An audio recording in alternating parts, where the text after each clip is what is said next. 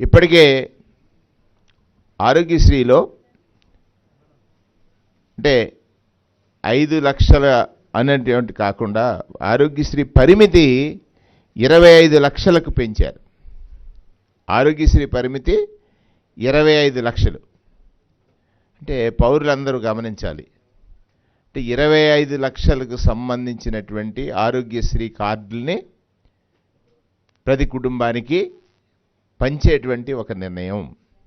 ఇది దేశంలోనే చారిత్రకమైనటువంటిది. పేదవాడికి 25 లక్షల వరకు ఉచితంగా వైద్యాన్ని పొందేటువంటి ఒక గొప్ప అవకాశం.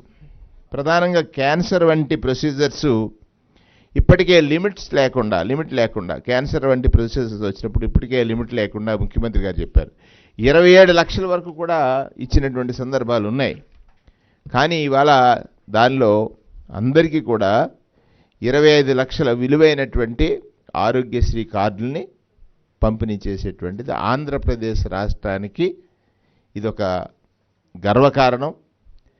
పేదవాడు పేదరికానికి భయపడకుండా బ్రతికేటువంటి రోజు. అంటే కులం మతం లేదు, పేదరికానికి ప్రామాణికం పేదరికమే కనుక ఆ పేదవాడు భయం లేకుండా బ్రతకొచ్చు. ఆరోగ్యం గురించి భయం లేకుండా బ్రతికేటువంటి గొప్ప అవకాశం.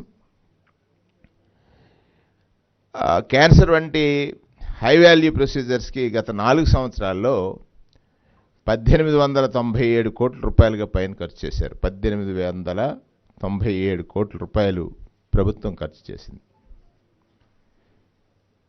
ఈ ఏడాది ఆరోగ్యశ్రీ కోసం 4,400 కోట్లు వ్యయం చేస్తుంది ప్రభుత్వం.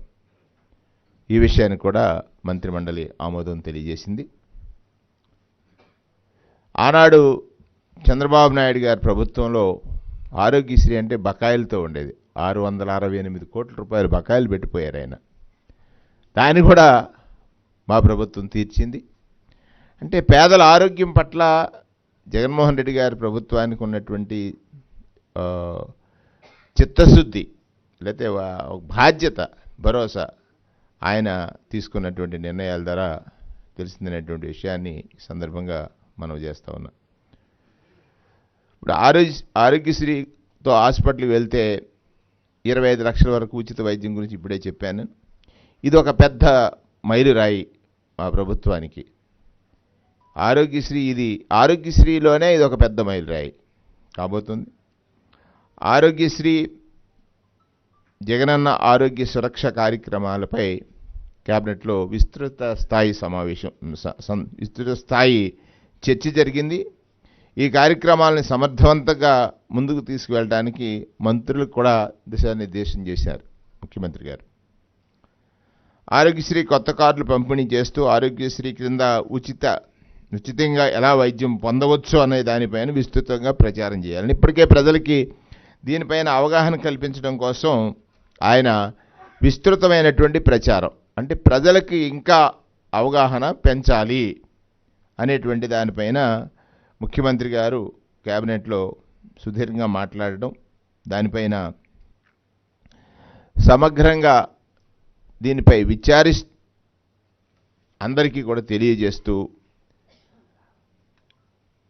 దానిపై అవగాహన కల్పించేటువంటి సిబ్బందికి ప్రచార కార్యక్రమం ద్వారా ఆరోగ్యశ్రీ కింద ఎలా ఉచితంగా చికిత్స పొందవచ్చు అనే దానికి ఎవరికైనా సందేహాలు ఉండకూడదనేటువంటిది నెట్వర్క్ హాస్పిటల్ దగ్గర నుండి, అంటే ఆ ఏరియాలో నెట్వర్క్ హాస్పిటల్స్ ఏమున్నాయి, వాటికి ఎలా వెళ్ళి వీళ్ళు ఆరోగ్యశ్రీలో వైద్యాలు పొందొచ్చు అనే దాని మీద అవగాహన, ఆరోగ్యశ్రీ చికిత్సను అందుకోవడానికి యాప్